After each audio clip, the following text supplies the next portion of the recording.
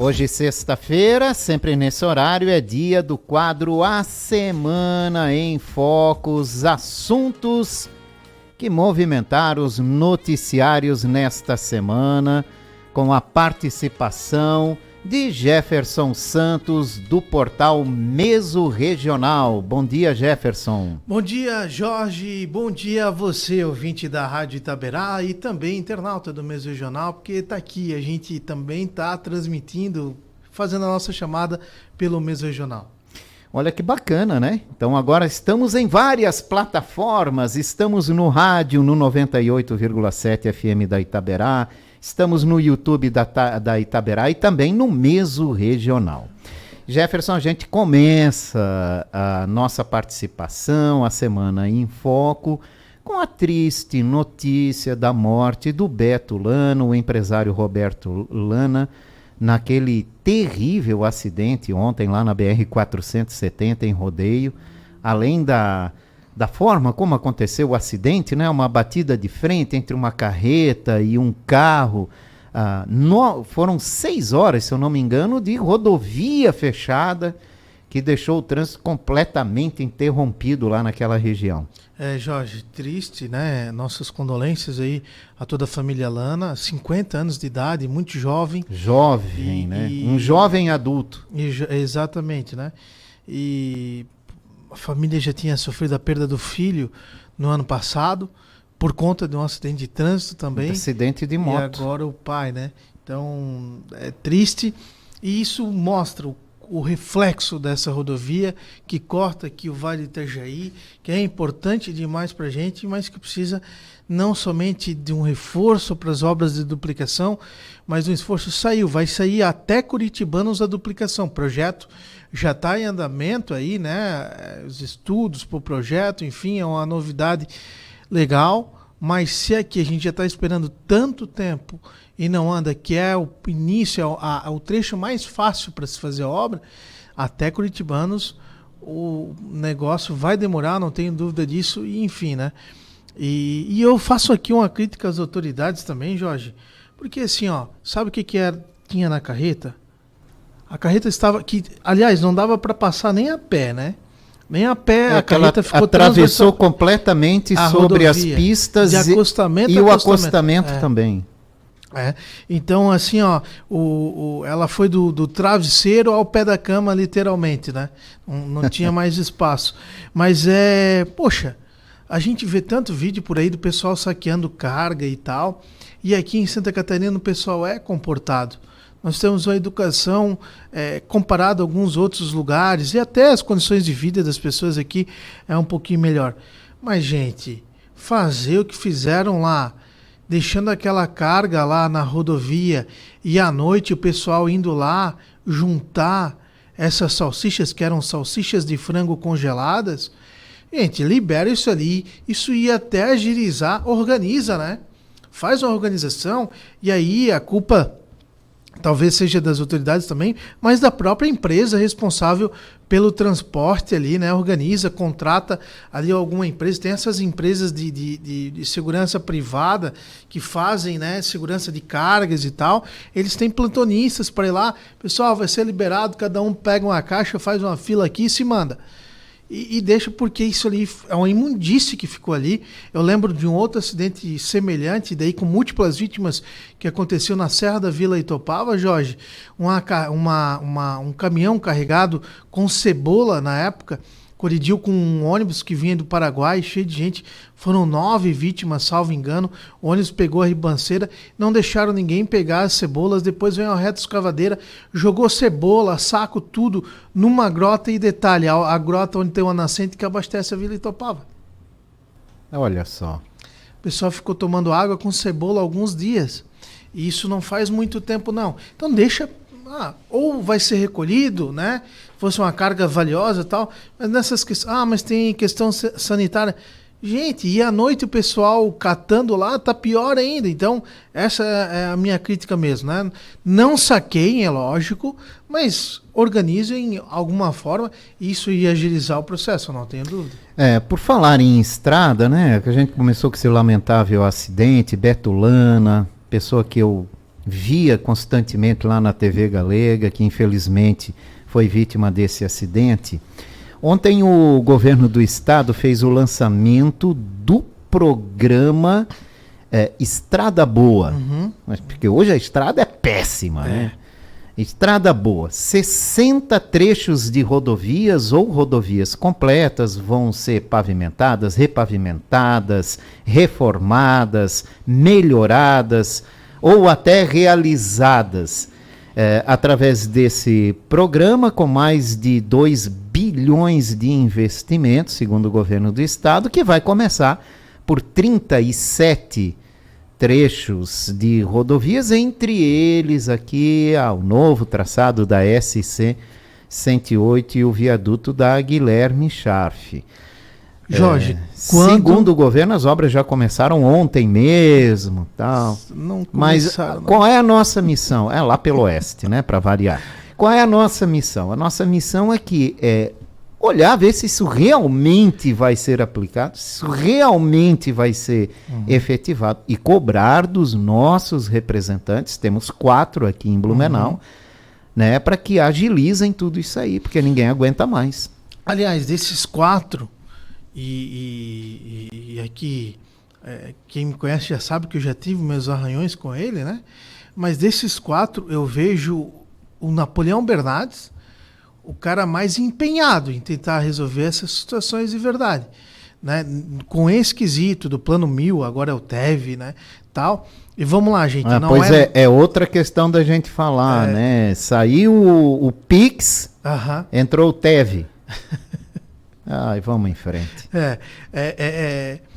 Vamos bater, não vamos criar uma meta, mas vamos dobrar a meta, mais ou menos por aí. Mais ou menos por aí, né?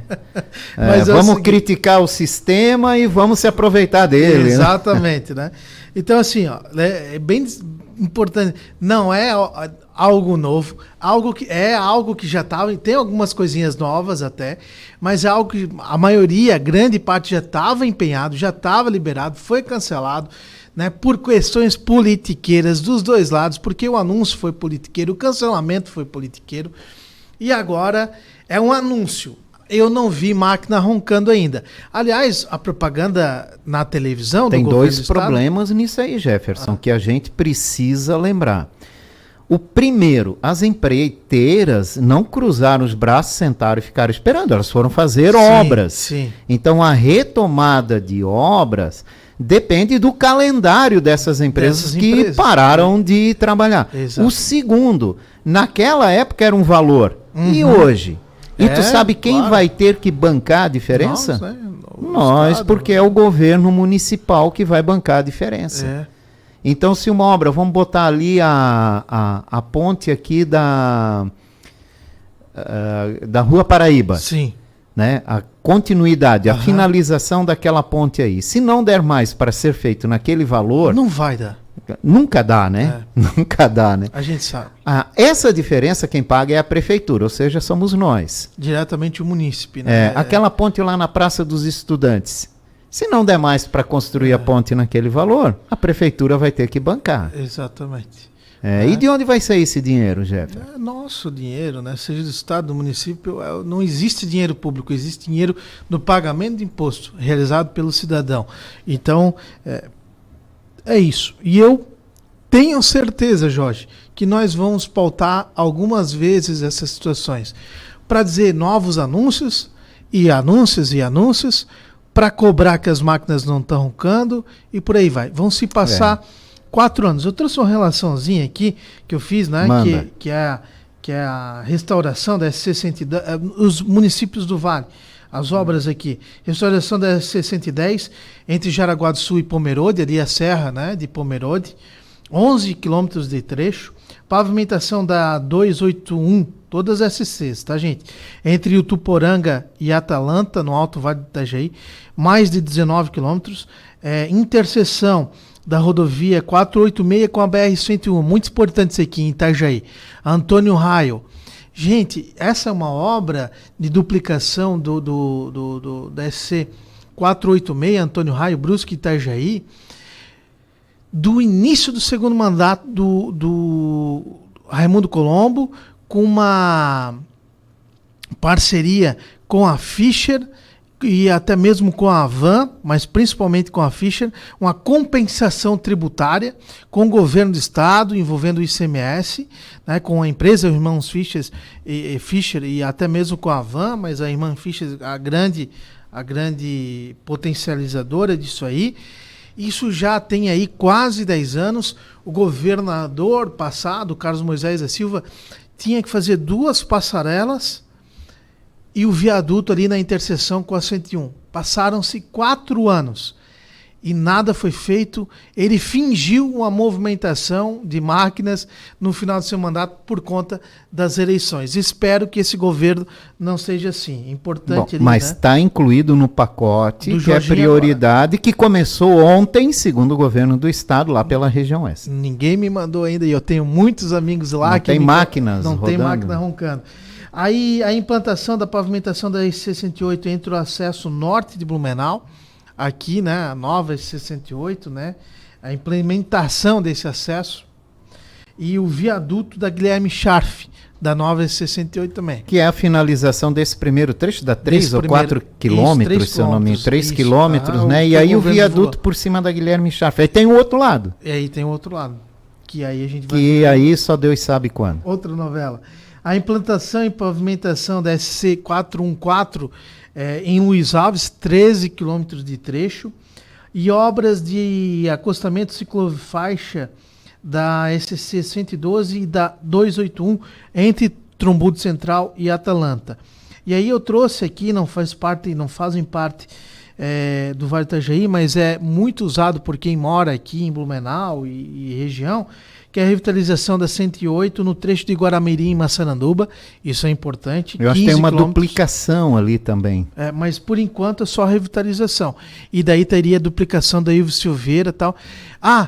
Importante, a Ivo Silveira está decadente. Ligação Brusque e Gaspar Brusque, SC-108, Ivo Silveira, não está na relação, pelo menos só se eu não tem, né? E a promessa de Moisés era Vieira lá, o sobrenome do secretário de infraestrutura, me fugiu o primeiro nome dele, prometeu o projeto de duplicação da Ivo Silveira. E a Ivo Silveira está decadente. E eu vou dar uma olhadinha e peço perdão se está lá. Gaspar não está nessa relação, não. E tem obras do Plano 1000 em Gaspar, tinha, mas não está nessa relação. E aí, pelo menos não achei. Pode ser que eu não percebi. E tem um outro trecho importante, 26 quilômetros, que é a implementação da SC-108 entre Angelina e Major Gersino, que o povo ali ficou afetado, isolado, bastante tempo, depois daquela catástrofe que ali envolveu São João Batista e tal. E isso aqui eu vejo muito importante mesmo, porque dá novas condições viárias ali para aquelas pessoas, e tem muita gente de lá também que reside aqui em Blumenau, né? Alega o ex-deputado, né? O deputado licenciado Gerry Compen, ali de Rio do Sul, que agora é o secretário de infraestrutura do governo do estado, né? Que foi feito todo um levantamento, um mapeamento para se ver prioridades. Começar por onde, né? Onde é que vamos começar a fazer os investimentos? Então foram elencadas as prioridades, que são essas 60. Dessas 60, a prioridade da prioridade são 37. Então se começa por aí. Segundo o governo do estado, essa também é só a primeira etapa de um pacote que, segundo o governo do estado, deve ser implementado aí nos próximos 3 anos de governo também. Tomara que vai. Ô Jefferson, vamos para a política, um pouquinho de política também, se bem que a gente já está falando tudo em política, misturando. E as mudanças aqui na prefeitura, hein? O Paulo Costa aceitou o convite para assumir a... Sabe que eu sou um fã do Paulo Costa, né? Nosso colega jornalista. Sim. Ele é um cara... E é um cara, para mim, excepcional, né? Gestor. Isso. Tranquilo, uma gente boa. E por um mais longevo secretário que esse município teve, eu acho, né? E agora vai assumir a Agir. E aí houve mobilização do prefeito Mário para promover as mudanças, levando Michael Maiocchi para a Secretaria de Gestão Governamental e o Dirk Reiter para assumir a Secretaria de Obras. Aí no Dirk tudo certo, né? O Dirk já acompanha, diretor-geral, está por dentro há muito tempo. E o Michael Maiocchi na gestão governamental. Não conheço esse lado dele, na Secretaria de Obras, um belo trabalho. Eu acho que o Maiocchi, Jorge, ele virou o verdadeiro homem de confiança do Mário. Eu tenho percebido isso. Ele conquistou extraordinariamente a confiança do Mário Hildebrand. E é um secretário que a gente não pauta muito problema, né? A gente apresenta as obras, assim, não tem escândalos, pelo menos por enquanto. Não, faz um belo trabalho na Secretaria de Obras. Lembrando sempre que o prefeito Mário, ele tem duas ligações. Uma social, né, pela formação dele, pelos trabalhos dele, público, que sempre foram ligados às causas sociais. E a outra é por obras, também por um trabalho dele no desenvolvimento, na busca por recursos para obras. E ele percebeu, acredito eu, Jorge, que o Maiocchi não deu problema, apresentou soluções, tem se dado bem nesse caminhar. Penso isso, que foi uma escolha decisiva.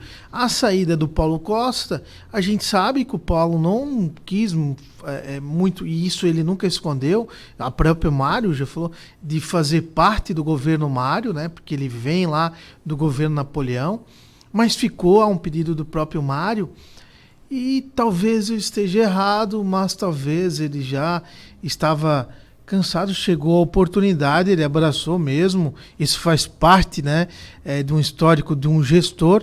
E também tem uma outra questão que, querendo ou não, a turma está no aviso prévio, né? A turma do município resta pode ou não estar, né? Pouco mais de um ano para o encerramento do governo Mário. Mas essa mexida, em princípio, não tem nada a ver com as eleições de 2024, né? Não simboliza Foram isso. Mais técnicas mesmo, Exato, pelo que se viu, a não ser uma outra mexida que aconteceu com a vice-prefeita no gabinete dela, que é a saída do Marcelo Altoff, que foi para o gabinete do prefeito, Mário, né? E o retorno do Raimundo Metti para comandar o gabinete da vice-prefeita. Jorge, aí tem coisa. Aí tem coisa, sim. E talvez, será que foi vontade da vice-prefeita?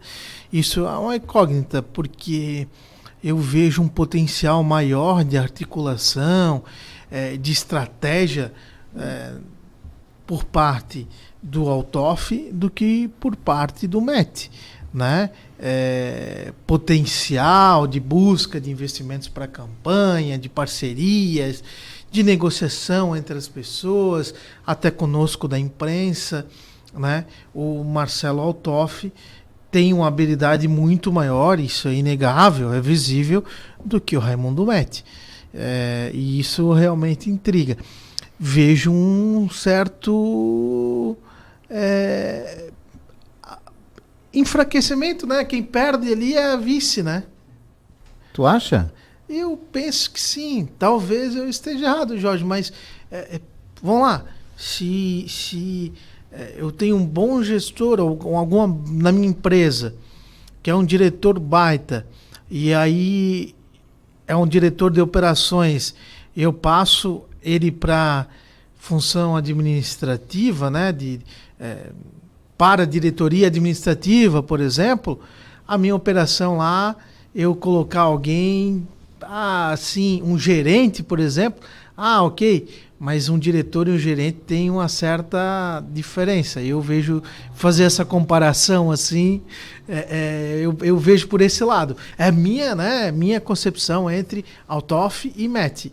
Mas eu penso realmente, isso é bem explícito, que o Altoff tem mais habilidades do que o Metti num jogo político. Bom, vamos ver, né? Vamos ver lá na frente se isso realmente teve algo a ver com as eleições do ano que vem ou não. Jorge, falar em eleições do ano que vem, né? Todo mundo quer esconder tudo, né? Mas o Mário deve sair do Podemos.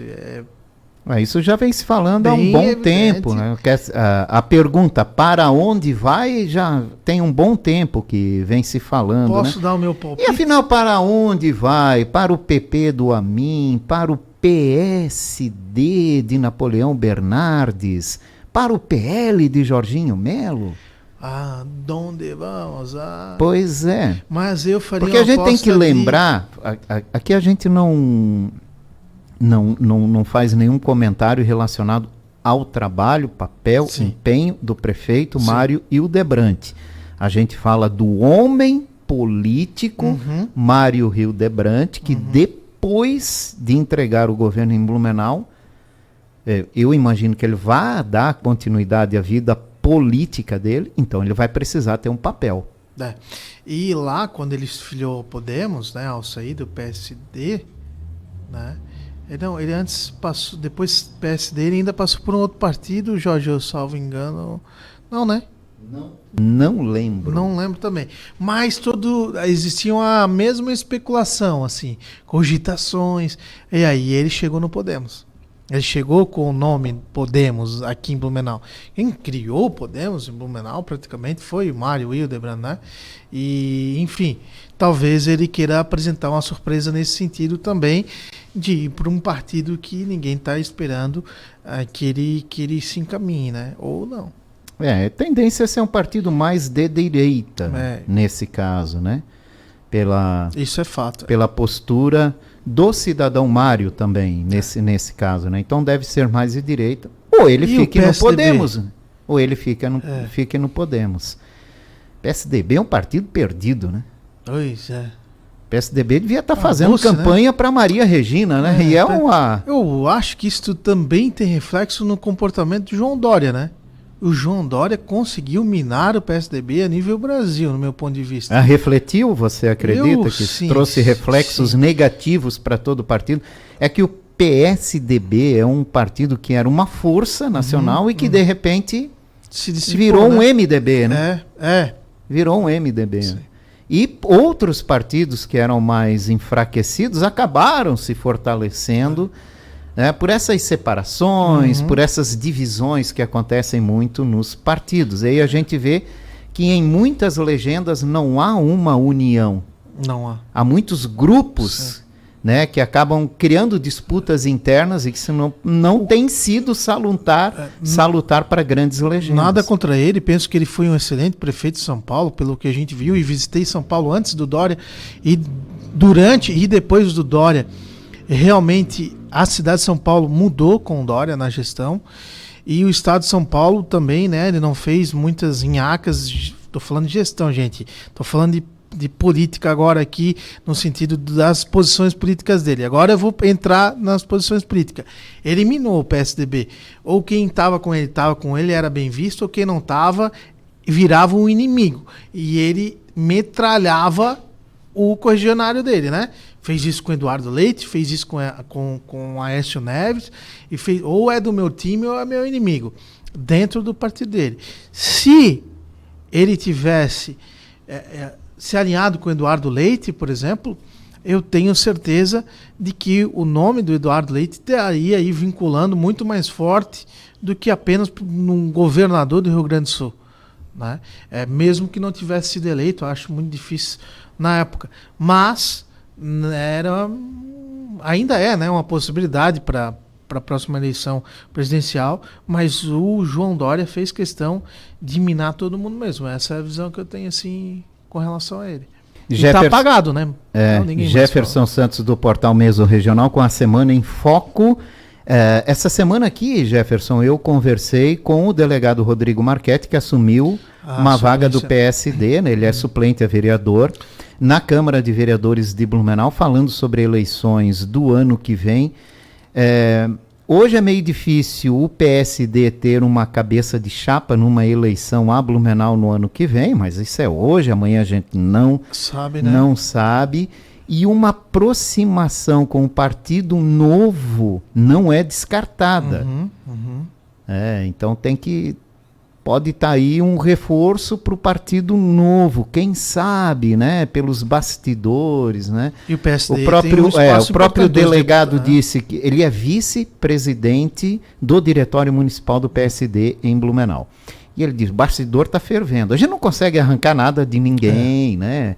Eles também não E têm... não é interesse também de agora falar algo que amanhã pode mudar, porque na política, só depois de batido o martelo, com assinatura e definida a regra, que as coisas são claramente esclarecidas. Para ter uma noção do ponto de interrogação que fica na cabeça de todo mundo, né? E dizem que esse é o melhor momento. O único partido que diz assim, ó, nosso candidato é esse, é o Novo com o Tramontini. E a gente não sabe se o Tramontini juridicamente... E a gente nem sabe, na verdade, o único partido que tem uma candidata definida é o PSOL. Ah, pois é. Né? É o único que tem já um pré-candidato definido, é o PSOL. O PT também diz que será Jean Volpato e não tem outro nome vinculando por enquanto, né? Mas...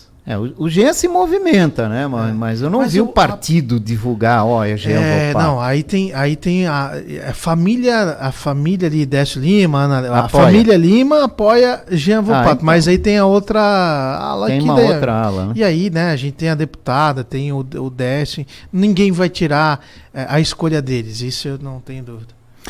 Tá certo. Para fechar, Jefferson, já falando aí sobre a Semana em Foco e os voos comerciais da Azul durante a Oktoberfest em Blumenau, vai ter movimento, será? Eu acredito que sim, não achei caro os São voos. mais de 40 voos, né? A maioria de Curitiba. São 9 passageiros Eu só, achei né? pouco de São Paulo, né? Que é de onde vem o maior público de turistas aqui de Blumenau, mas enfim. Mas é uma possibilidade... Navegante está logo ali, é o que o turista vai ver, né? O turista vai ver, então a Azul que vai ter que fazer um marketing desses voos, né? Em São Paulo, né? Os passageiros de lá, outros estados. Eu penso que vai dar certo e acho que é uma estratégia de marketing da companhia mais do que qualquer outra coisa. E um teste também, né? Para saber se há realmente interesse em voos comerciais aqui dentro. Então faz um teste justamente quando turisticamente a cidade é um dos principais focos do país naquele período. E para quem está achando que o aeroporto não comportaria, um avião um pouquinho maior comportaria, porém esse é o avião que a Azul disponibiliza através do Azul Conecta, né? Então eles fazem esses voos locais, como por exemplo tem em Manaus, como por exemplo tem de Canela a Porto Alegre, que é 20 minutinhos de voo, que não vai ser diferente de Curitiba, deve dar uns 20, 25 minutos de voo, que é perto. Então essa é a plataforma que eles têm e até gera uma certa... Assim, como que dá certo, né? Você transportar somente 9 passageiros, que avião é caro, hora de piloto é caro, tudo é caro na aviação, né? Vai ser um bom teste. E a gente vai saber se o Quero tem condições de expandir voos comerciais. Tomara que sim. Ou não. Seria ótimo. Não penso que é uma prioridade, mas a gente tem a plataforma ali, vamos usar, privatiza isso aí, né? Concede para iniciativa privada, o município ganha, todos ganham, porque se eu tiver a oportunidade de fazer um voozinho, eu vou, Jorge. Que beleza. Um teco lá da Azul. Blumenau foi considerada a 5ª cidade mais segura do país, notícia que saiu no mesma semana que 2 pessoas utilizando crachás falsos de agente da dengue entraram na casa de um idoso, levaram o carro, amarraram ele. Vou usar uma frase de Donald Trump. You are fake news. A prefeitura está tentando combater uma fake news aí que circulou bastante essa semana. E olha, circulou muito, né? Mas, qual fake news, Jefferson? Fake news de todas? Do gasto, do custo das lombadas. De novo? Das lombofaixas. Olha, eu me lembro nessa minha carreira de 42 anos no rádio, de que isso aí, cara, cada vez que se falava em faixa eletrônica, lombada eletrônica, faixa elevada, começava essa discussão. Mas como é que é tão caro? Por que é tão caro? É caro, Jorge, porque o asfalto é caro, e aí não é só asfalto, tem sinalização, né? O indivíduo lá divulgou R$ 1.600 o custo de uma faixa. Gente, isso não compra nem a lata de tinta.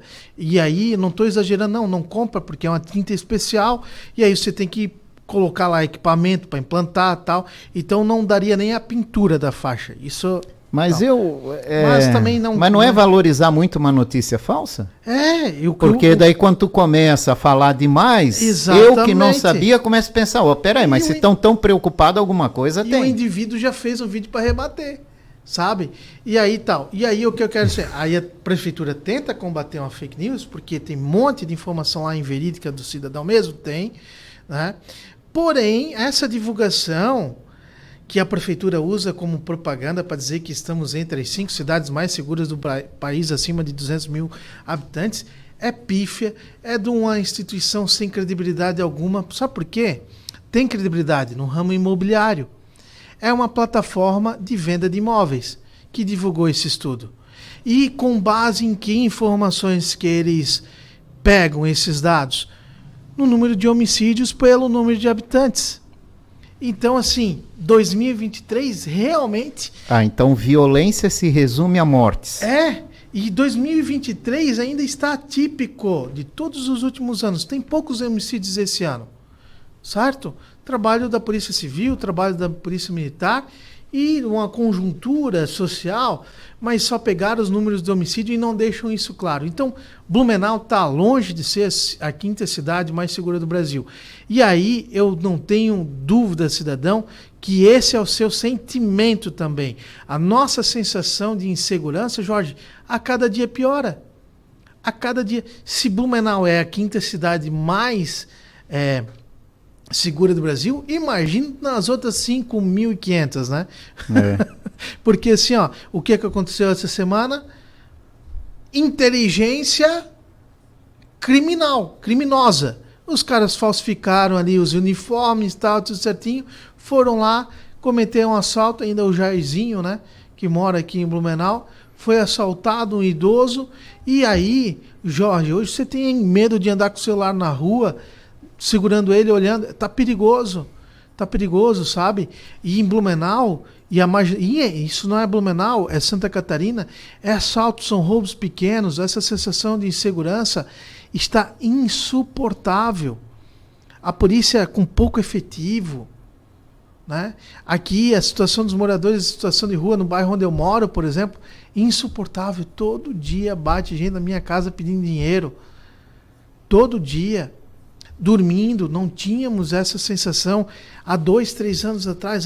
Mas a pandemia, não é só a pandemia, são facilidades, é impunidade. O que aconteceu em abril aqui, como dizer que nós estamos na 5ª cidade mais segura do Brasil, com escola sem muros ainda, sem cercamento, Jorge. Então, prefeitura, né, não tem como combater uma fake news divulgando outra. Tem que trazer os dados, mas deixar explícito que a instituição tal, que trabalha com a venda de imóveis, trabalha no ramo imobiliário, fez uma pesquisa e, considerando somente os homicídios, Blumenau está, nos últimos meses, como a que menos tem homicídio, nem a mais segura, é a que menos tem homicídio. Então, é um marketing feito por essa instituição que a prefeitura se apropriou. Isso parece, sabe o quê? Índice de inflação. 0,12 hoje, isso, né? Aí. 0,12. Não para quem vai no mercado. Jefferson Santos, obrigado para você pela participação. A Semana em Foco, as notícias da semana pelo Meso Regional. Semana que vem a gente volta. Vamos falar de coisa boa semana que vem. A gente precisa, né? Boa. Na verdade, a semana tá até, tirando também, um acidente. Um acidente terrível aí do nosso amigo Beto Lana, né? Mas tá tranquila, tá serena. Dia dos Pais chegando, gente. Um abraço para todos os pais. Feliz Dia dos Pais. Abraço seu pai, abraço seu filho. Diga que o ama. É necessário isso. Perdoe o que você precisa perdoar. Isso vai melhorar muito a sua vida, sabe? Aposte nisso. Sabe? É hora de coisas boas. A gente precisa, a sociedade precisa de coisas boas. E nós quem proporcionamos elas. Um beijo para quem é de beijo, um abraço para quem é de abraço. Feliz Dia dos Pais, Jorge. Obrigado.